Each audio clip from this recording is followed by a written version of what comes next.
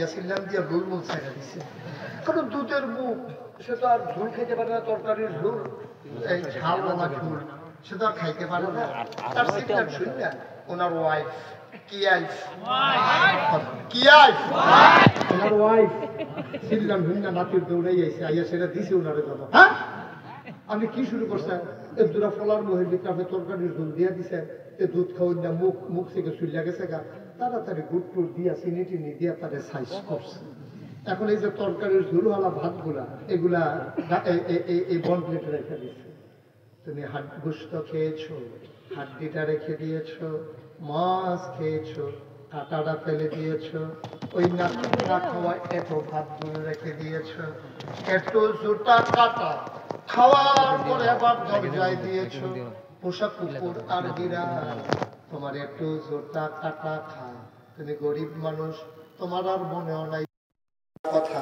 রাতের বেলা তুমি ঘুমিয়ে পড়েছো, মাঝরাত তোমার প্রস্রাবের চাপ হয়েছে, তোমার অ্যাটাচড বাথরুম নাই, বাড়ির ঘাড়ায় আঙ্গিনায় তোমার ওয়াশরুম, তুমি দরজা খুলে প্রস্রাব করতে বেরো হবা, তাকায়া দেখো ওই নিকৃষ্ট কুকুর, একটু জোটা কাটা খাওয়া দুপুর বেলার কুকুরটা তোমার দরজার মাঝে দাঁড়িয়ে আছে। দরজা খোলার সাথে সাথে তোমার ঘা গেছে কু কু করে আওয়াজ করে। তুমি যেন জিগাইতে আসো, কিরে সবজি ঘুমায়, শীতের ভিতরে তোর ঘুম নাই? কুত্তারে জিগাইছেন, কুত্তায় কি কইছে তুমি বুঝো নাই, জবাব ঠিকই দিছে। কুত্তা ডাক দিয়া বলছে, মালিক আমার, ও মালিক, আমি তো ঘুমাই গেলে পারতাম, ঘুম আসছিল, খেয়াল করে দেখলাম আপনার একটু জোটা কাটা খাইয়া আমি জীবন ধারণ করি। আমি যদি ঘুমাই যাই, বাড়িতে চোর আসবে, ডাকাত আসবে, আমি আপনাকে সাবধান করতে পারবো না, এটা আমার নিমক হারামি হয়ে যাবে। আনটা নিমক খাইয়া, আপনার একটু জোটা কাটা খাইয়া আমি যদি ঘরটারে পাহারা দিয়া না রাখতে পারি, তাইলে এটা আমার বেঈমানি হয়ে যাবে, নিমক হারামি হয়ে যাবে। চোর যেন না আসতে পারে, ডাকাত যেন লুণ্ঠন করতে না পারে, এই জন্য আমি বসে বসে ঘর পাহারা দেই। ঘুমাই গেলে আমিও পারতাম। ও কালীগঞ্জের মুসলমান, কুত্তা তার মালিক চিনল, রাত জেগে জেগে তোমার ঘর পাহারা দিল, ঘুম আসার পরেও কুকুর ঘুমাইল না। তুমি আশরাফুল মাখলুকাত মানুষ, তোমার আল্লাহ বিবেক দিল, জায়গা জমি দিল, আকাশ দিল, মাথার উপরে সামিয়ানা বানাইয়া, একটাও খুঁটি লাগাইল না। পাহাড় জমিন দিল সমতল করে, পাহাড় দিল পেরেকের মাথা বানাইয়া। তুমি যদি বলো পেরেক কই, আমি বলবো মাটির নিচে। তুমি যদি বলো পেরেকের মাথা কই, আমি বলবো খাগড়াছড়ি, বান্দরবন, রাঙ্গামাটি, ময়নামতি, ক্যান্টনমেন্ট। ঘুরে ঘুরে দেখো ওই যে পাহাড়, ওইগুলো পাহাড় না, ওইগুলাই পেরেকের মাথা। আকাশ দিল খুঁটি ছাড়া, জমিন দিল সমতল করে, পাহাড় দিল পেরেকের মাথা করে। শুধু কি তাই, কলো কলো বেগে বয়ে যাওয়া নদী, নদীর ভিতরে পানি, পানির ভিতরে মাছ, নদীর কিনারে গাছ, গাছের ভিতরে ফুল, ফুলের পরে ফল, নারিকেল গাছের মাথায় ডাব, ডাবের ভিতরে শরবত, আখের ভিতরে রস। ভালো লাগবে সব যে আল্লাহ দিল। ও বান্দা, বান্দা, ও আমার বান্দা, সব তোমারে দিলাম, আকাশ দিলাম, জমিন দিলাম, নাচ নিয়ামত সব দিলাম, নদীর ভিতরে মাছ দিলাম, কিনারে গাছ দিলাম, ওই নারিকেল গাছের মাথা, ওখানে ডাব, ডাবের ভিতরে শরবত দিলাম, আখের ভিতরে রস দিলাম। বান্দারে, কুত্তায় তার মালিক চিনল, রাত জেগে জেগে ঘর পাহারা দিল। তুই মানুষ হইয়া তুই আল্লাহ চিনলি না, তুই মানুষ হইয়া আল্লাহ চিনলি না। ওই ফজরের সময় তোরে যখন ডাকতে বলছে, আসসালাতু খায়রুম মিনাল্লাহ, আসসালাতু খায়রুম মিনাল্লাহ, তোরা ডাক দিয়া কো বান্দা, ও বান্দা, সারা রাত ঘুমাইছো, ফজরের আযান পড়ে গেছে, উঠো উঠো উঠো, ঘুম থেকে নামাজ ভালো, হাইয়া আলাস সালাহ, আসো আসো নামাজের জন্য আসো। কুত্তায় রাত জেগে জেগে তোমার ঘর পাহারা দিল রে বান্দা, আর তোমার মালিক ওই আল্লাহ, তারে না তোমারে ডাকে, আসো আসো আসো, মসজিদে আসো, দেখা হবে আমার সাথে, সাজদা দাও আমার কুদরতি পায়ে। আমরা নাড্ডাইকা ঘুমাইলাম, আমার আল্লাহ চিনলাম না। আল্লাহ কৌলাইকা কাল আনআম, ওরা চতুষ্পদ জানোয়ারের মতো। আল্লাহ কয় না রে না, জানোয়ারের হতে মালিক চিনে। আমার এমন নিকৃষ্ট কিছু বান্দা আছে বালক মাদাল, এটা জানোয়ারের চাইতে আরো খারাপ, ঠিক কিনা? এটা জানোয়ারের চাইতে খারাপ। এটা আল্লাহ চিনে না, তার মালিক চিনে না, নাফরমানি করে, আল্লাহর পাইয়েও সন্তুষ্টি প্রকাশ করে, আল্লাহর দরবারে সেজদা দিতে পারে না। আল্লাহ ক্ষমতা দিয়ে টেস্ট করে যে দিলাম তোমার ক্ষমতা। আমার বান্দা, আল্লাহর বান্দাগুলো এমন বান্দা হয়ে গেছে, একবার ক্ষমতা পাইলে আর ছাড়তে চায় না, ঠিক কিনা? কোনো মতে পুলিশকে নিজের বাহিনী বানাইয়া, ক্যাডার বানাইয়া, র্যাব, গোয়েন্দা, হেলিকপ্টার থেকে গুলি করিয়া আমার তাজা প্রাণগুলো ঝরাইয়া যে মূল্য ক্ষমতা চাই, আল্লাহ ক্ষমতা দিয়া টেস্ট করে। সবাই মিলে বলল দফা এক, দাবি এক, পদত্যাগ পদত্যাগ। আল্লাহ বলছেন হবে না, দফা এক, দাবি এক, দেশ ত্যাগ দেশ ত্যাগ, ঠিক কিনা বলো?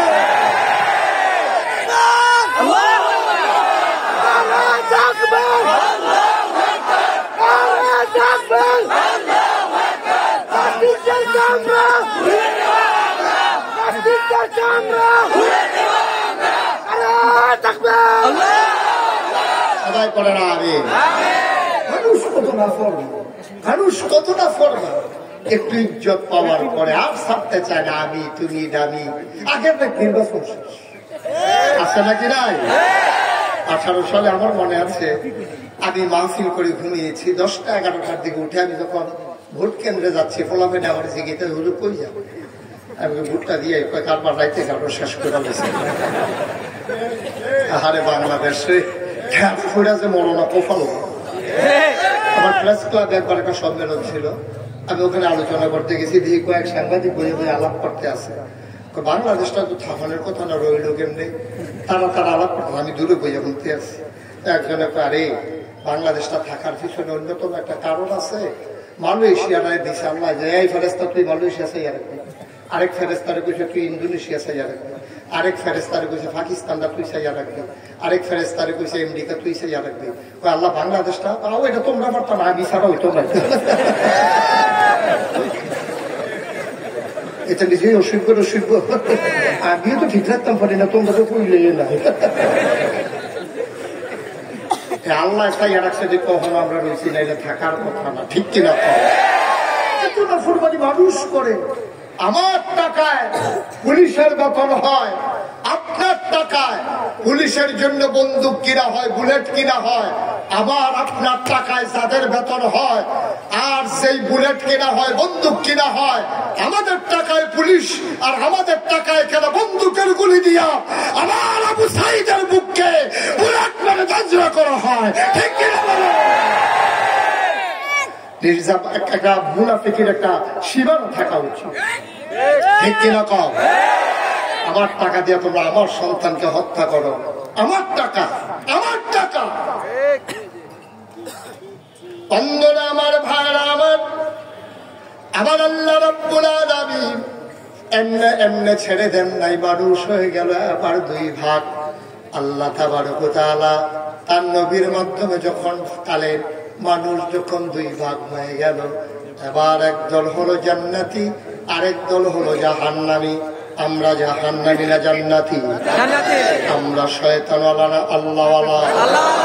আমরা ফেরেশতার চাইতে উত্তম, ঠিক কিনা? অনেক মর্যাদা।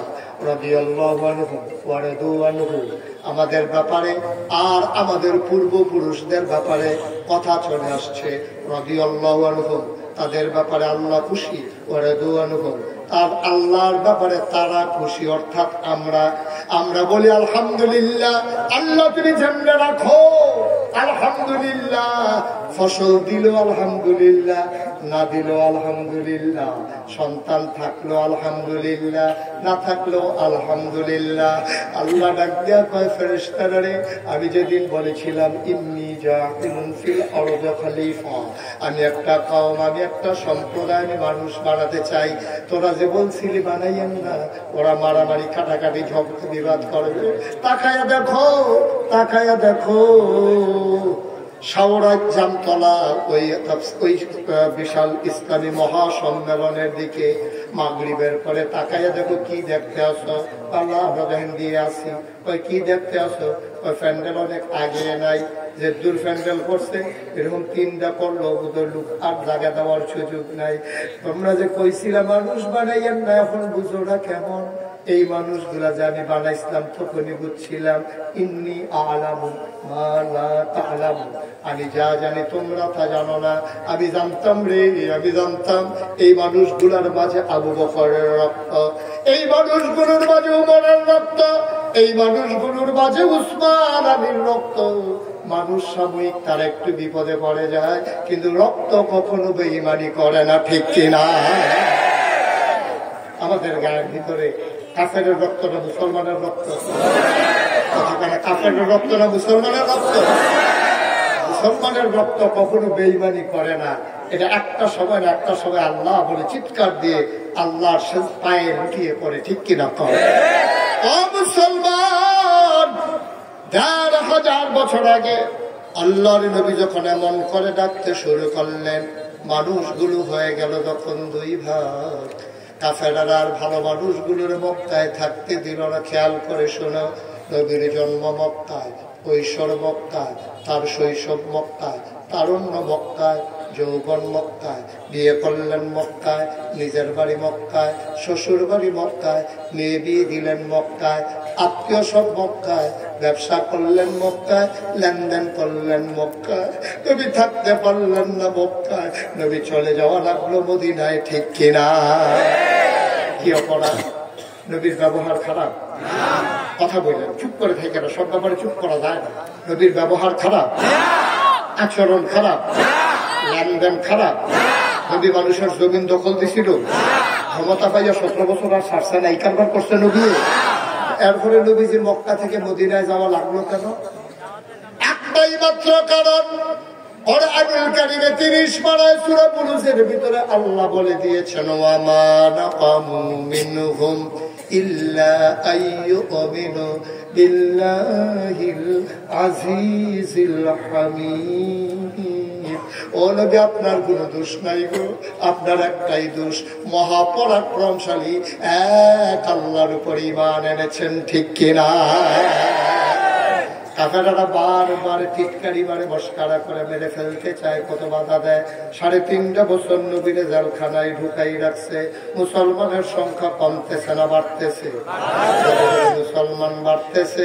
এবার দারুন নাদওয়া তৎকালীন সংসদ, বাংলাদেশের যেমন একটা সংসদ ছিল নাকি ছিল না? এখানে 330 জন মেম্বার অফ পার্লামেন্ট ছিল, কেউ নির্বাচিত, কেউ আপনার কি করে মনোনীত। 313 জন নর্তকী গায়কী সুদ খায় আছে নাকি নাই? ঘুষখোর আছে নাকি নাই? মদখোর আছে নাকি নাই? সুদখোর, ঘুষখোর, মদখোর, নর্তকী, গায়কী। সংসদ মা মনে হয় একটা সার্কাস। এই জন্য গান গাইয়া লেখতেছে, এই জন্য কবিতা লেখা লেখে আছে। এই সুদ করে, ঘুষ করে, মদ করে একটা গানে টানে একটা কারবার আর কি। কি আর সংসদ বেড়াইতে সকলে মিলা কে কি পারো কইতে থাকো। বাংলাদেশের সংসদ সদস্য, আপনারা জানি ভিডিওটা দেখছেন নাকি ইউটিউবে, লিখতে একজন সংসদ সদস্য মহিলা, এটি দিয়ে বাংলা পড়ছি।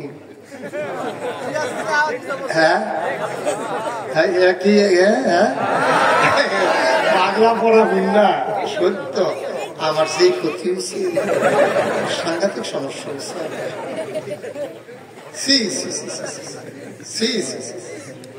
নাউজুবিল্লাহ বলবেন না? হ্যাঁ, সব বালা এখন বাড়িতে আছে। একটা প্রকল্প থেকে 56,000 কোটি টাকা রূপপুর বিদ্যুৎ কেন্দ্র থেকে প্রধানমন্ত্রীর পরিবার লুটপাট করেছে 56,000 কোটি টাকা, ঠিক কিনা? একটা প্রকল্প থেকে, একটা প্রকল্প। আর কি লাগে? 56,000 কোটি টাকা। দাদা, নির্বাচনের আগে তোর বিরাট কুত্তা ঘুমায়, নির্বাচনের আগে তার বিরাট কুত্তা ঘুমায়। যেইভাবে হস করছে, নরসিংদী বাড়ি হয়েছে, ডাহা বাড়ি হয়েছে, সেকেন্ড হোম মালয়েশিয়া, নাইলে কানাডা, হকির ফুটার নাম মিয়া খা।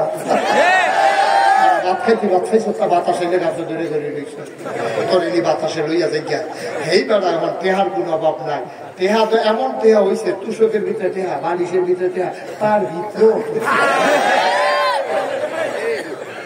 এমনি উদাম করেছি কি সঞ্জয় তো এই টাকা তোমার টাকা, এই টাকা আমার টাকা, এই টাকা বাংলাদেশের খেটে খাওয়া মানুষের টাকা। একটা পাই পাই করে হিসাব ছাড়া ছাড়া হবে না।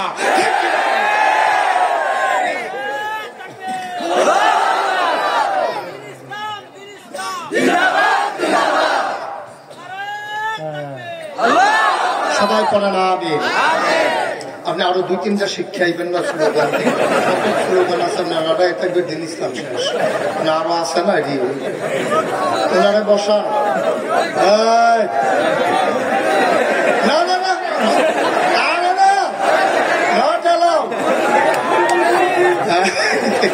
না, এটা পাওয়া যেত না। এই বিপদে আছি, তবে দেখবি আমি গুড়গাগাঁওতে আটকে আছি। আমার নমুনা খারাপ, টোল প্লাজা টেহারা দিতাম পারি না, হিটেন্দ্রি বেড়াইয়া একটু আহা এমনি একজনের পরে একজন উঠলে কেমনে হবে বাবা? কয়েক ঘন্টা হয়েছে ওয়াজ, হ্যাঁ কয়েক ঘন্টা হয়েছে ওয়াজ। আমিন কর, জোরে কর, আরো জোরে। মুসলমান আবার তৎকালীন সংসদ মনে আছে নাকি? সংসদের নাম দারুন নাদওয়া। আবু জেহেল হল speaker, member of parliament. Abul Ahab, Utba, Saiba, মুগীরা, বিভিন্ন দলের নেতারা হইল member of parliament. Bill pass করা হলো, মোহাম্মদকে বারবার বোঝানো হলো, প্রস্তাব দেওয়া হলো লোভনীয়। সে তো আর ইসলাম থেকে সরে আসে না। এবার চূড়ান্ত আক্রমণ করা লাগবে। এবার চলো তারে দেশ থেকে হয় তার যাবে, নয়তো বা তার লাশ পড়ে যাবে। বলেন নাউজুবিল্লাহ। ঘোষণা দেওয়া হলো, মক্কার কি কোনো যুবক নাই যে মোহাম্মদের কল্যাণ আনতে পারে? নাউজুবিল্লাহ খান। লম্বা ঘটনা সবটা বলা আমার উদ্দেশ্য না। কাফেররা সেদিন কি আলোচনা করে আল্লাহ জানে না, কি জানে না, শুনে না কি শুনে না। আল্লাহ ডাক দেয়া কয়েছে, জিবরাইল, ও জিবরাইল তুমি কই? জিবরাইল, জিবরাইলকে আল্লাহ আমি এখানে আছি। একটা কাজ করো, দৌড় দিয়ে গিয়ে আমার নবীর কানে কানে বলে দাও প্রস্তুতি নেওয়ার জন্য কাফেররা সিদ্ধান্ত নিয়েছে নবীকে মেরে ফেলবে, মক্কায় আর থাকা যাবে না। দৌড় দিয়া। আচ্ছা, জিবরাইলের ক্ষমতা যদি এই যে কইলো তাড়াতাড়ি যাও, জিবরাইল যদি ডাঙা থাকে আর গাজীপুর একে যদি জামো ফুরা থেকে সৌরাস্তে, তখন যে আল্লাহ যে কইলো তাড়াতাড়ি যাও, কইলে কি তাড়াতাড়ি জানবার একটা সম্ভাবনা আছে না? জিবরাইলের শুনতে মন চায়, জিবরাইলের ক্ষমতা কেমন শোনো। ইউসুফ কুঠিয়া, ইউসুফ নবীরে 10 ভাই মিল্লা কুয়ার মুখ দিয়া থেকে দিছে সাইরা, কুয়ার মুখের সাইরা দিছে। আল্লাহ ডাক দেখো জিবরাইল করি, আল্লাহ আমি তোমার পিছিয়ে দিয়ে বইয়া রয়েছি, এখানে বইয়া থাকবে সর্ব। আমার ইউসুফ নবীরে 10 ভাই মিলে মেরে ফেলতে চায়, কূপের ভিতরে ছেড়ে দিয়েছে, জলদি করে যাও। কূপের ভিতরে সাপ থাকতে পারে, বিচ্ছু থাকতে পারে, ভাঙ্গা কাঁচ থাকতে পারে, আমার ইউসুফ আহত হয়ে যাবে। পানিতে লাগার আগে তুমি তুলে নিয়ে নাও। জিবরাইল চিৎকার করে কয়ে, টেনশন করেন না, আমার ইউসুফ আমার কুলেই আছে। জিবরাইলের এত ক্ষমতা, পৃথিবীর উত্তর মাথায় খাড়াইয়া জিবরাইল যদি দক্ষিণ মাথায় যাইতো স্যার, একটা কদম দিলে সীমানার বাইরে গিয়া পাও পড়ে। সুবহানাল্লাহ বলেন না, জোরে বলবেন না সুবহানাল্লাহ। এই জিবরাইলকে আল্লাহ ডাক দেয়া কয়, যাও যাও যাও, আমার বন্ধু নবীরে কানে কানে বলে দাও প্রস্তুত থাকার জন্য চলে যাওয়া লাগবে মদিনায়, থাকা যাবে না আর মক্কায়। জিবরাইল এসে ডাক দেয়া কয়, নবী গো, ফাইনাল ডিসিশন এখনো আসে নাই, প্রি প্রাইমারি ডিসিশন, আপনি প্রস্তুত থাকবেন। যে কোনো সময় যাওয়া লাগতে পারে। নবী চিন্তা করলো কথাটা এর জন্য অন্তত জানাই রাখা দরকার। এবার নবীজি ডাক দিলেন আবু বকর সিদ্দিককে, ডাক ডাক আবু বকর রে, ও আবু বকর, কারো কাছে বলার দরকার নাই, জিবরাইল জানিয়ে দিয়েছে মক্কায় নাকি আর থাকা যাবে না, যাওয়া লাগবে নাকি মদিনা। জিবরাইল, ও আবু বকর তৈরি থেকো। আবু বকর এই কথা শোনার পরে বাড়িতে আর যায় নাই, চলে গেছে বাজারে। বাজারে গিয়ে 2টা ওট কিনছে। কি কিনছে?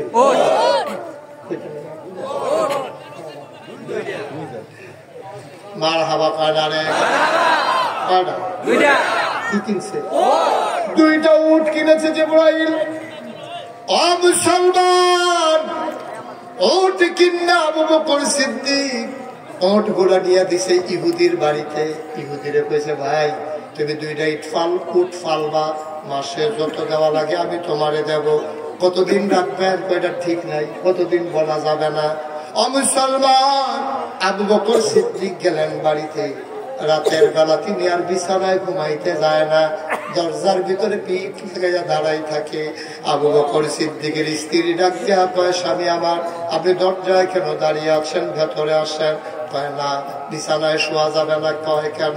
কয় তুমি কারো কাছে বইল না, আমার নবীজি বলেছেন জিবরাইল তুমি তৈরি থেকো। আরে কি বলে আবু বকর, তুমি তৈরি থেকো, যে কোনো সময় চলে যাওয়া লাগতে পারে। বিবি গো, ও বিবি, আমি যদি বিছানায় ঘুমাই আমার ঘুম ঘাড়ো হয়ে যাবে। নবী বারবার দরজায় দাঁড়ায় ডাকা লাগবে, আমার কলিজায় মানবে না গো বিবি, আমি দরজায় দাঁড়াই থাকতে চাই। ডাকটা দিতে দেরি, আমি যেন হাজিরা দিতে দেরি না আশেকে রাসূল কারে। আমরা তো আশেকে রাসূল হলো 12ই রবিউল আউয়াল আইলে জশ্নে জুলুস বার করে বেড়াবেড়ি ট্রাক উঠটা ডাকচা টাকচা জিলাপি খেয়ে বাইকে উঠতে পারো। জিজ্ঞেসে নামাজের কি খবর? নামাজ আসেনি রে কারবা। আহারে বাংলাদেশ আবু বকর সিদ্দিক বিছানায় পিঠ লাগায় না, দরজায় দাঁড়িয়ে দাঁড়িয়ে ঝুড়ায়, বারবার ডাইনে ভাবে পড়ে যেতে চায়। বিবি ডাক আসেন আসেন আসেন। নবী ডাক দিলে কি বিছানা থেকে উঠা যাবে না? আপনার তো সাংঘাতিক কষ্ট হইতেছে। আবু বকর সিদ্দিক ডাক দেয়া কয়, বিবি গো, কষ্ট শোয়া যাবে, আমার নবীরে কষ্ট দেওয়া যাবে না। ঠিক ঠিক ঠিক ঠিক ঠিক। একদিন নবী এসে দরজায় নক করলেন, মৃদু সুরে একটা ডাক দিলেন, আবু বকর। এবার সাথে সাথে আবু বকর দরজা খুলে দিয়ে পেলাম, কি আর রাসূলুল্লাহ, সুবহানাল্লাহ। থমকে উঠলেন তিনি, থমকে দাঁড়ালেন তিনি, আশ্চর্যান্বিত হয়ে গেলেন। নবী আমার ডাক দেওয়া কয়, আবু বকর এক ডাকে তুই কেমনে উঠলি, তোর কি ঘুম আসে নাই? আবু বকর ডাক দেওয়া কয়, নবী গো, আমি তো দরজায় দাঁড়িয়েছিলাম। তো দরজায় দাঁড়িয়েছিলি মানে বুঝলাম না, তুই কি ঘুমাস নাই? ও নবী, আপনি যেদিন বলেছেন তৈরি থাকো, এর পর থেকে আর আবু বকরের পিঠ বিছানায় লাগে না।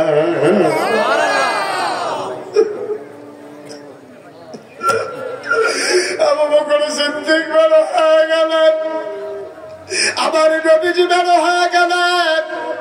যাওয়ার কথা মদিনার দিকে রওনা দিলেন, উল্টা দিকে বিসমালা হয়ে সামনের দিকে হাঁটতে শুরু করলেন। যাইতে যাইতে যাইতে যাইতে সর্বরাত শেষ হয়ে গেল, ফর্সা হয়ে গেল পূর্বাকাশ, রক্তিম সূর্য উদয় হতে যাবে। আবু বকর কয়, ইয়া রাসূলুল্লাহ, ইয়া হাবিবাল্লাহ, আমরা বোধহয় ধরা পড়ে যাব, রাখানা রাখন উঠ নিয়ে বের হয়ে যাবে, আমাদেরকে দেখে ফেলবে। নবী কয়, চিন্তা কইরো না, ব্যবস্থা একটা হবে। সামনে গিয়া দেখে একটা বিরাট পাহাড়, সুন্দর একটা গুহা, গুহার নাম সাউর গুহা। নবীজি দাঁড়ালেন, আবু বকর চলো গুহায় ঢুকি।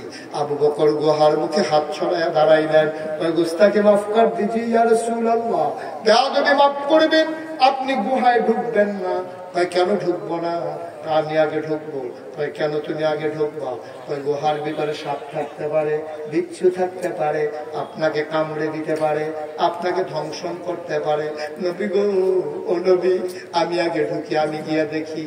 এবার আবু বকর সিদ্দিকরে নবী ডাক দেয়া কয়, আবু বকর রে, আমি ঢুকলে সাপ কামড়াবে, তোরে কি কামড়াবে না? আবু বকর সিদ্দিক ডাক দেয়া কয়, নবী গো, আমারে কামড়াইলে কিচ্ছু হবে না। আমার মতো 100 আবু বকর যদি মরে যায়, ইসলামের কোনো ক্ষতি হবে না গো। আপনার যদি কিচ্ছু হয়ে যায়, ইসলাম থাকবে না।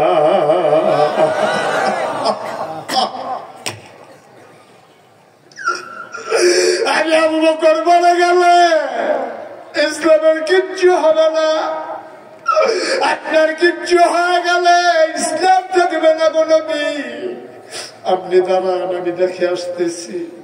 আবার আবু বকর সিদ্দিক ঢুকলেন, পরিষ্কার করে এসে বললেন, আসেন, আহলান সাহলান মারহাবা, মোস্ট ওয়েলকাম, আসেন, গুহার ভিতরে আপনাকে স্বাগত। নবীকে নিয়ে ঢুকলেন। নবী বললেন, আবু বকর, ক্লান্তি পাচ্ছে, তন্দ্রা আসছে, তুমি একটু আসন পেতে বসো, আমি একটু ঘুমিয়ে নেই। আল্লাহর নবীর কথা শুনে আবু বকর সিদ্দিক আসন পেতে বসলেন, কোলের ভিতরে মাথা রাখলেন। আবু বকর সিদ্দিক এত কাছ থেকে আর কোনদিন নবীরে পায় নাই, এত কাছ থেকে কোনদিন নবীরে পায় নাই। আবু বকর সিদ্দিক কপালের ভিতরে আস্তে করে টিপে দেয়, চুলের ভিতরে বিলি কেটে দেয়। নবী আনন্দে আরাম পাইয়া চোখ বন্ধ করে ঘুমিয়ে পড়লেন। আবু বকর সিদ্দিক তাকাইয়া দেখে গুহার চতুর্দিক দিয়া গর্ত আর গর্ত। ভয় পেয়ে গেলে এখন যদি গর্ত দিয়া সাপ আসে। আবার আবু বকর সিদ্দিক মাথার পাগড়িটা ছিঁড়লেন, টুকরা টুকরা করে সবগুলো গর্ত বন্ধ করে দিলেন। গর্ত রয়ে গেল মাত্র একটা, কাপড়ের টুকরা শেষ। কাপড়ের টুকরা নাই, গর্ত রয়ে গেল একটা। আবু বকর সিদ্দিক ওই নবীজির মাথা মুবারকের নিচ থেকে আস্তে করে একটা পা বের করলেন, গর্তের মুখে পাটা দিয়ে চাপা দিয়ে রেখেছেন। বিষাক্ত সাপ, পাহাড়ি সাপ বের হতে না পেরে আবু বকরের পায়ের ভিতরে ছোবল মেরেছে, ধ্বংসন করেছে। আবু বকর সিদ্দিকের এই গাটা নীল হয়ে গেছে বিষের যন্ত্রণায়, চিৎকার করে কান্না চলে আসতেছে। আবু বকর সিদ্দিক দাঁত দিয়া ঠোঁটটারে কামড়ে ধরেছে, আওয়াজটা যেন বেন্না হয়, আওয়াজ বের হলে নবীর ঘুম ভেঙে যাবে। আবু বকর সিদ্দিক বিষের যন্ত্রণা সইয় চিৎকার করে কান্দে না, ঠোঁট কামড়ে ধরে আওয়াজ থামাইছো, চোখের পানি থামাইবা কি দিয়া?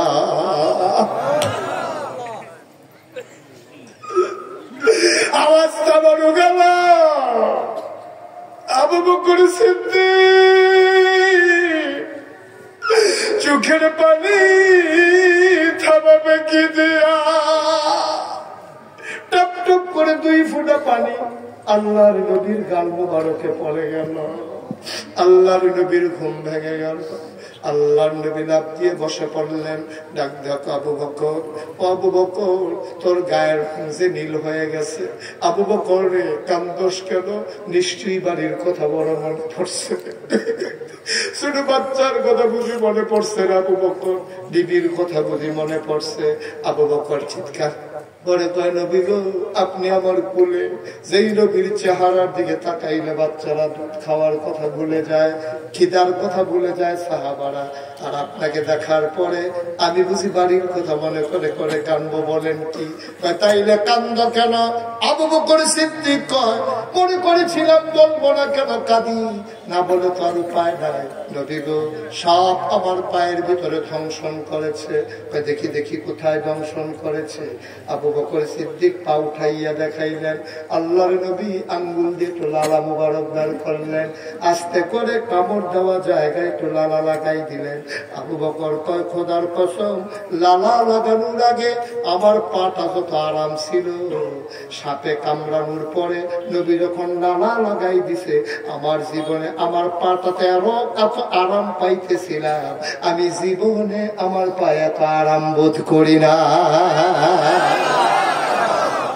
এমনি এমনি ইসলাম আসে নাই, বড় কষ্টের ইসলাম। এই ইসলাম যদি ধরে রাখতে না পারো, কিয়ামতের ময়দানে মুখ দেখাইতে পারবা না রে ভাই। আমি আসার সময় দেখলাম আমার ভাই জনাব মোহাম্মদ আব্দুল সাত্তার সাহেবের ঘরে আমাকে বসানো হলো, নতুন নির্মিত ঘর। আমি আসার সময় দেখলাম তোমাদের মসজিদ এখনো গোছানো হয় নাই। ভাই, মসজিদ না থাকলে নামাজ তো বিদায় হয়ে যাবে, নামাজ না থাকলে জান্নাতের চাবি তোমরা হারাই ফেলবা। জান্নাতের চাবি যদি না পাও জান্নাতে ঢুকবা কেমনে রে ভাই? আল্লাহর নবী কি কইছে তুমি শোনো নাই? আল্লাহর নবী কয় মান যে ব্যক্তি মসজিদ বানাবে কি মান বানা লিল্লাহি মাসজিদান বানাল্লাহু লাহু বাইতান ফিল জান্নাহ। যে ব্যক্তি দুনিয়ায় মসজিদ বানাবে আল্লাহু লাহু বাইতান ফিল জান্নাহ, যে দুনিয়ায় মসজিদ বানাবে অর্থাৎ মসজিদ বানানোতে যে অংশগ্রহণ করবে বানাল্লাহু লাহু বাইতান ফিল জান্নাহ, আল্লাহ তাবারক ওয়া তাআলা জান্নাতে তার জন্য ঘর বানাবে। সুবহানাল্লাহ। এই ছেলেরা সবাই বসো,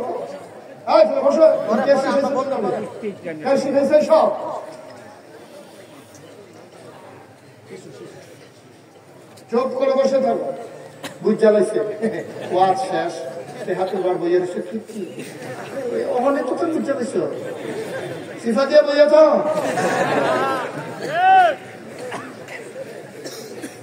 আমিন কর, জুড়ে কর, আর জুড়ে। ভাই, সবার সামর্থ্য একরকম না। আমার আব্দুল সাত্তার বাইরে আল্লাহ যেদুর সামর্থ্য দিছে, উনি ইচ্ছা করলে এক লাইনের একটা মসজিদ তোমরা বানাই দিতে পারে, কিন্তু দেওয়া ঠিক হবে না, আমি না করব। কারণ সবাই পার্টিসিপেট থাকা দরকার, সবার অংশগ্রহণ থাকা দরকার। উনি না হইলে বেশি দিব, তোমরা না হইলে কম দিবা। আল্লাহ ওনারে দিছে, কেউ আশটা, কেউ ডিমটা, কেউ মহিষটা, ঠিকও উনি না হইলে মহিষটা, তোমরা না হইলে ডিমটা। যদি উনি সবটা মসজিদ বানাই দেয় পরে মুসল্লিও খুঁজে পাওয়া যাবে না, ঠিক কিনা? এই জন্য আমি ওনারে যেটা বইলা দেবো উনি এটা মাইনা যাবে, তোমরা ওইটা মাইনা নিবা। বাড়াবাড়ির ভিতরে যাইও না, মারহাবা কর। আমি যেটা কই তোমরা এটা মানো, মানে মানে মানে নাইসের নমুনা করে মানে মারহাবা কয় না রে। মসজিদ একটা আল্লাহর ঘর, আর আল্লাহর ঘর বানাইলে জান্নাত ঘর বানাইলে জান্নাত একটা ঘরের দরকার আছে। এবারে কোনো রোদের ভিতরে যাইতে পারে না, সামনে ফটো হয়ে যাবো গা। আর জাহান্নামের জাহান্নামের আগুনে গিয়ে থাকবো কেমনে? আমরা সবাই মিলে দোয়া করি, আল্লাহ আমার তার বাইরে জান্নাত একটা ঘর বানাই দিও। আমি তো লাগি না, আমি তো আগে কইয়া রাখছি, আমি তো আগে কইয়া রাখছি জান্নাতে ঘর হবে। তবে মান বানা লিল্লাহি মাসজিদান, যে দুনিয়ায় মসজিদ বানাইবো তার আমি জান্নাত ঘর দেন। তো সাত্তার সব যদি মসজিদ বানাইতো চায়, আল্লাহ জান্নাত রেডি হইয়া বইয়া রয়েছে। এই জন্য সাত্তার ভাই, তোমাদের এলাকায় সবার সামর্থ্য যেহেতু সমান না, আবার তোমরা সভাপতি বানাইছো, আল্লাহ এই জন্য জান্নাতও একটা মর্যাদার জায়গা দিয়া দেয়। আমরা আব্দুল সাত্তার ভাই মসজিদের কাজের জন্য উনি দিয়া দেবে 1 লক্ষ টাকা। বলো মারহাবা।